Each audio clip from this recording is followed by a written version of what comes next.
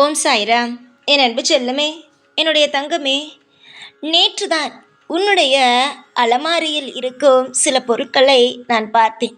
அதிர்ந்து போனேன் என்று நான் நான் சொல்வேன். அந்த அளவுக்கு நான் அதை பார்த்த உடனேயே அதிர்ந்து போனேன். என்னுடைய தங்கமே, உன் வீட்டில் ஏன் செல்வம் சேரவில்லை? எதனால் ஒரு புது துணி வாங்குவதற்கே இவ்வளவு கஷ்டப்படுகிறாய்? பணத்திற்கு ஏன் கஷ்டப்படுகிறாய்? எல்லாமே சரியாகத்தானே செய்து கொண்டு இருக்கிறோம். ஆனால் ஏதோ ஒரு தடை எனக்கே ஏற்படுகிறதே என்று சாயாகிய நானே யோசித்தேன். உன்னுடைய வாழ்க்கையை நீ எப்படியெல்லாம் யோசிப்பாய் சொல் பார்க்கலாம். இவ்வளவு விஷயம் செய்கிறோம். சாமிக்கு விளக்கு போடுகிறோம், வீடை சுத்தமாக வைத்துக் கொள்கிறோம், எல்லாவற்றையும் செய்கிறோம். ஆனால் ஏன் செல்வம் மட்டும் வரவில்லை? எதற்கு அந்த லக்ஷ்மி தேவி வருவதற்காக இவ்வளவு கஷ்டப்படுகிறான் என்று யோசித்தாயா? நானும் யோசித்தேன் என்ன நடக்கிறது என்று. நான் நேற்றுதான் உன்னுடைய அலமாரியை பார்த்தேன். அதிர்ந்து போனேன். இங்குதான் அனைத்து பிரச்சனைகளும் ஒளிந்து கொண்டு இருக்கிறதா?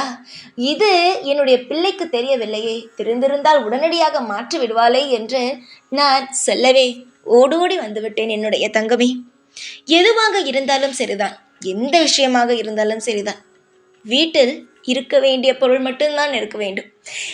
உலகத்தில் அனைத்து பொருளும் விற்கும், ஆனால் உன்னுடைய வீட்டுக்கு எது தேவை அதை மட்டும்தான் வாங்கி வைக்க வேண்டும். சில பொருளை நீ வாங்கி வீட்டில் வைக்கும் பொழுது அது உனக்கே தோன்றும் அல்லவா, இது ராசி இல்லையோ, இந்த விஷயம் நமக்கு அதனால் தான் நடக்காமல் போனதோ, இத்தனை நாள் நல்லா இருந்தது ஏன் திடீரென்று இப்படி ஆனது என்றெல்லாம் தோன்றும் அல்லவா. அப்பொழுது நீ என்ன செய்வாய்? அந்தந்த பொருளை மாற்றி வைப்பாய், அந்தந்த விஷயத்தை மாற்றி வைப்பாய். இது உன்னுடைய மனசை பொறுத்து. சிலர் கண்டுகொள்வார்கள், சிலர் கண்டுகொள்ள மாட்டார்கள். சிலர் அவர்கள் மனதுக்கு எப்படி இருக்க வேண்டும் என்று தோன்றுகிறதோ அப்படி இருக்கலாம். ஆனாலும் வீட்டில் சில குறைகள் இருக்கும் பொழுது அதை நீ திருத்தி அமைத்து கொண்டாயானால் லக்ஷ்மி தேவி உன்னுடைய அலமாரியில் பணத்தையும் வைரத்தையும் நகையும் வைக்க இடம் வேணுமல்லவா? அந்த இடமெல்லாம் கொடுக்காமல் இருந்தால் எப்படி உன்னுடைய அலமாரியில் நகையும் பணமும் வைரமும் வைடூரியமும் எப்படி இருக்கும்? அதனால் தான் சொல்கிறேன், லக்ஷ்மி தேவிக்கு கொஞ்சம் இடத்தை கொடு என்று. வாழ்க்கையில் நிறைய தவறுகளை செய்கிறீர்கள். அதையெல்லாம் மாற்றிக்கொள்ள ஒரு வழியை நான் தான் காட்ட வேண்டும். தெய்வத்திடம் தானே முறையிடுகிறீர்கள். இந்த விஷயம் நடந்துவிட்டது, அந்த விஷயம் நடந்துவிட்டது, என்னை எப்படியாவது காப்பாற்றுங்கள் என்று என்னிடம் தானே நீங்கள் சொல்கிறீர்கள். அப்படி இருக்கும் பொழுது நான் தானே உன்னை காப்பாற்ற வேண்டும். காப்பாற்றுவேன், நிச்சயமாக காப்பாற்றுவேன். அதில் எந்த ஒரு சந்தேகமும் உனக்கு தேவையே அல்ல. நிச்சயமாக என்னுடைய பிள்ளையை நான் காப்பாற்றி எல்லா பிரச்சனையிலும் இருந்து மீட்டு கொண்டு வருவேன். தங்க பிள்ளையே, இப்பொழுதும் நான் உனக்கு அதற்காகத்தான் வந்தேன். எத்தனையோ நபர்களிடமெல்லாம் போய் நீ காசு பணம் எல்லாம் உதவியாக தாருங்கள் என்று கேட்டாய். அப்பொழுதுதான் மற்றவர்களை பற்றியே உனக்கு புரிந்தது. காசுக்கும் பணத்துக்கும் நாம் இவ்வளவு அலைகிறோமே, யாருமே உதவி செய்யவில்லையே என்று. உன்னுடைய வாழ்க்கையில் ஒரு விஷயம் நடந்திருக்கிறது.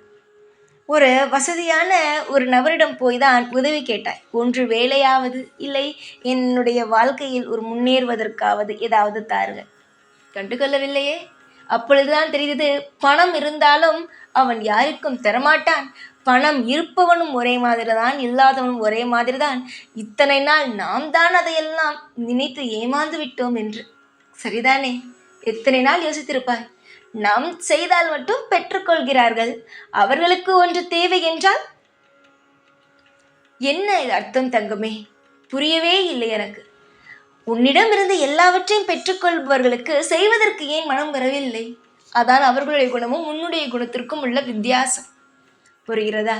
என்னுடைய அன்பு செல்லமே, முதலில் அலமாரியில் என்ன வைக்க வேண்டும் என்பதை பற்றி நீ யோசி. நான் சொல்கிறேன், உன்னுடைய வீட்டில் கிழிந்த துணியே இருக்கக்கூடாது என்று நான் சொல்வேன். உன்னுடைய அலமாரியில் எப்படி பழைய துணிகள், கிழிந்த துணிகள், சில ஓரத்தில் எப்படி எல்லாம் கிழிந்த துணியை நீ வைத்திருக்கிறாய்? சுத்தம் செய்.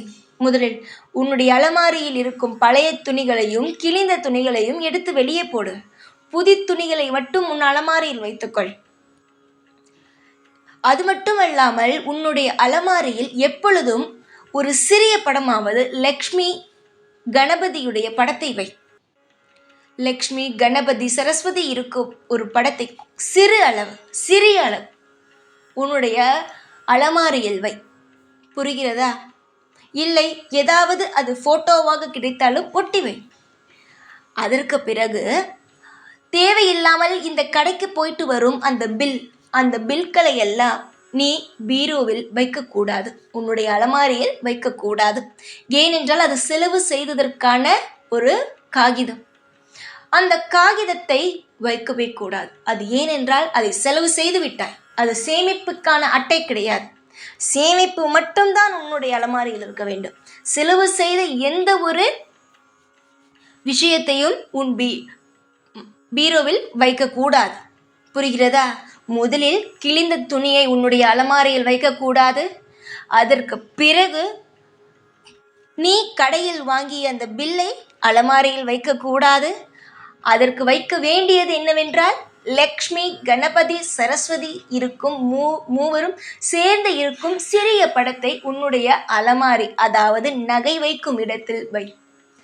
அதற்கு பிறகு பார் உன்னுடைய வாழ்க்கையில் எந்த அளவு நீ முன்னேறுகிறாய் என்று.